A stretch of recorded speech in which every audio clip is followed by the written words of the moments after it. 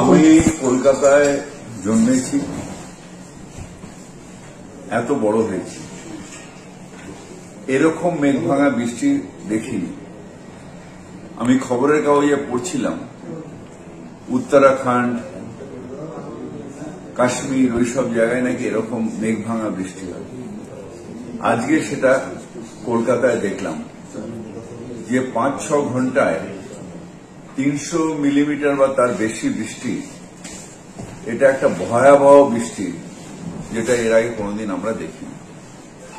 এই বৃষ্টির ফলে হয়েছে সমুদ্র উত্থাল, নদীতে টগমগ জল যাচ্ছে না, নদীর ফলে আমাদের যে ক্যানেল সেগুলো সব ভরে রয়েছে। আমরা পৌরসভার থেকে সব জল ফেলছি ক্যানেলে, কিন্তু সেটা আবার ব্যাকফ্লো হয়ে চলে আসছে। আমরা লক গেটগুলো খুলে দিয়েছিলাম, কিন্তু সেখান থেকেও ব্যাকফ্লো হয়ে চলে আসছে। 1:30টার সময় একটা বড় বান আসার কথা আছে, সেই বানটা চলে গেলে হয়তো সন্ধ্যের দিকে আস্তে আস্তে আমরা জলটা ফেলতে পারবো, যেটা নদী নিতে পারবে। আলটিমেটলি আমরা যেখানেই জল ফেলি, কলকাতার জলটা পড়বে গিয়ে খালগুলোর থেকে যাবে নদীতে, নদীর থেকে যাবে সমুদ্রে। এই সবটাই ভরে রয়েছে, টুইটুম্বুর হয়ে রয়েছে।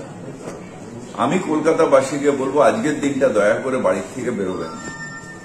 অনেকগুলো জায়গায় এরকম বেরিয়ে বিদ্যুৎ পৃষ্ঠ হয়েছে, যেখানে আমাদের লাইটগুলো জ্বলছিল না, কিন্তু যাই হোক, কোনো মিটার ঘর নিচে ছিল, কোথাও রাস্তার ধারে ফ্রিজ ছিল। এগুলো সব থেকে বেশি বৃষ্টি হয়েছে গড়িয়ার দিক থেকে নিয়ে ওই সমস্ত জায়গায়। 109 নম্বর ওয়ার্ড, 108 নম্বর ওয়ার্ড, 106 নম্বর ওয়ার্ড, এই জায়গায় বৃষ্টি হয়েছে। 109, 108-এ তো ড্রেনেজ সিস্টেম নেই। আমাদের যেখানে পাম্পিং স্টেশন আছে সেখানেও জলগুলো, আমাদের যে পাইপ আছে সেই পাইপ দিয়ে জল যাবার একটা ক্যাপাসিটি আছে, যেটা 20 mm পার ঘন্টা। 300 mm জল যেতে গেলে এমনি স্বাভাবিকভাবেই কত ঘন্টা লাগে। আর সেই জলটা ফেলছি যখন ক্যানেলে, সেই জলটা আবার ব্ল্যাক ফ্লো হয়ে চলে আসছে, কারণ সব ভর্তি। চারিদিকে, কলকাতার চারিদিকে নদী নালা যত আছে সব ভর্তি হয়ে রয়েছে।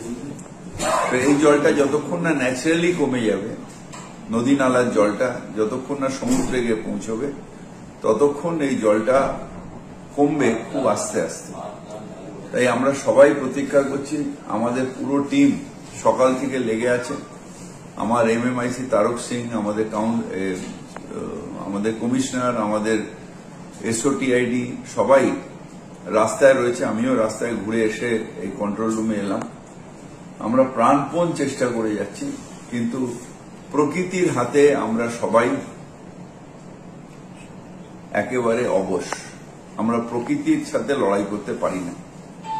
এই অবস্থায় সাধারণভাবে যদি বৃষ্টি হয়, কলকাতায় জল জমার কথা নয়, যেভাবে পলি পরিষ্কার হয়েছে, কিন্তু একটা অ্যাবনর্মাল বৃষ্টি হয়েছে। আর মানুষ, আমাদের যে কনজারভেন্সি ওয়ার্কারদের বলবো, যে গালিপিটগুলোকে পরিষ্কার করে দিলে যে প্লাস্টিকগুলো গিয়ে জমছে, বা পুজো কমিটির সামনে যে প্লাস্টিকগুলো গিয়ে জমছে, সেইগুলোকে পরিষ্কার করে দিলেও আস্তে আস্তে জলটা কিছুটা হলেও কমে যাবে। অনেকগুলো জায়গায় কমে গেছে অলরেডি। আর আমি বিশ্বাস করি যে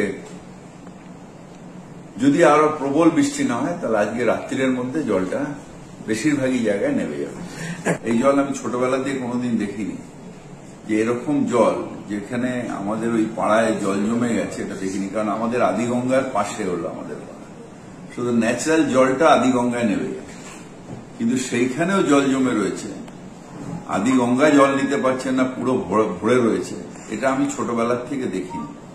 78-এ একটা বন্যা হয়েছিল কলকাতায়, তখন দেখেছিলাম। তখন আমরা ইয়াং ছিলাম, ঘাড়ে করে করে সব পরিষ্কার করে স্কুল বাড়িতে নিয়ে এসেছিলাম।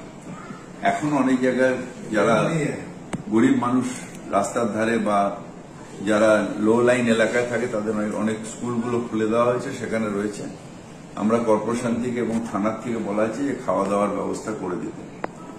কিন্তু জল যদি আর বৃষ্টি না হয়, আমরা আশা করছি যে আজকে রাত্রির মধ্যে জলটা নেমে যাবে।